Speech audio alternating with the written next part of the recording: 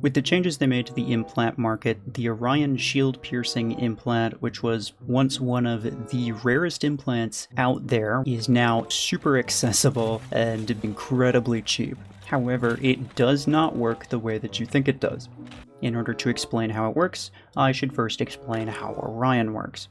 So Orion's Hunter's Mark ability, when it's on an enemy, causes the enemy to take an additional 150% damage.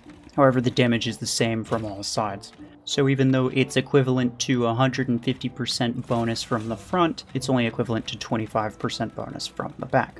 It also applies stasis, has a transfer distance, where if the enemy dies, the mark will transfer to a nearby enemy sometimes.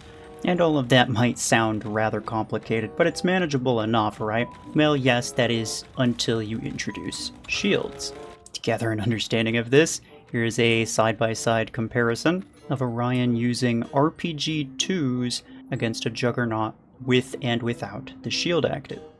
Everything looks fine until the ability is active, and now the numbers are completely different.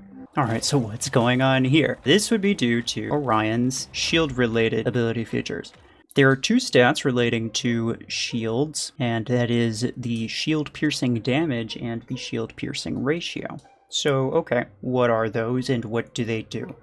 In order to precisely determine exactly what those were and how they worked, I ran a pretty simple test with a maxed autocannon 2 Orion against a stock level Juggernaut. And the idea was to only fire the weapon while the enemy is marked and has the shield active. Now when the enemy dies, you know that all of that damage that you dealt was going through a shield and was not hitting the mech directly. So from here we can just count the number of bullets that were fired and figure out how much damage each piercing shot was dealing to the mech HP through the shield.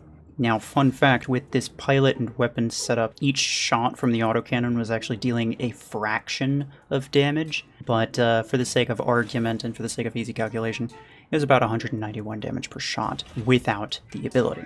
Now, the damage number that it showed was 358. We were definitely not dealing 358 damage through the shield. What we were dealing was about 234, according to my calculation, which makes perfect sense. So what happens is all of that stuff that I mentioned about the 150% extra bonus damage, but same damage to all sides, you can throw all of that out the window. As soon as it comes to shields, you're dealing strictly with the shield-related stats for Orion. So what is it that you have? You have an 88% bonus damage to shields when the enemy is marked. Now the base damage, once again, is about 191 damage per shot. What we were seeing was 358 per shot, which is an 88% increase from 191. So the total damage we were dealing was 88% more damage. So that's pretty intuitive. Okay, but why was the actual mech damage lower than that? Well, the mech damage was lower than that because of the shield-pierce ratio. Shield-pierce ratio is essentially how much of that damage that you're dealing from the additional shield damage is actually going through the shield and hitting the mech. And the answer to that is 66%. Now when you take 191 damage per shot, multiply it by 1.88, and then multiply that by 0.66, you get about 234, which was the estimated damage per shot that would be needed for the Juggernaut to die in 106 total shots. Okay, so all of that is great. You now understand Orion, how it works, how the shields work, how the piercing works, the difference between shielded mechs and non-shielded mechs. So your question at this point may or may not be, what happens when you add the Orion shield-piercing implant? Which stat does it modify?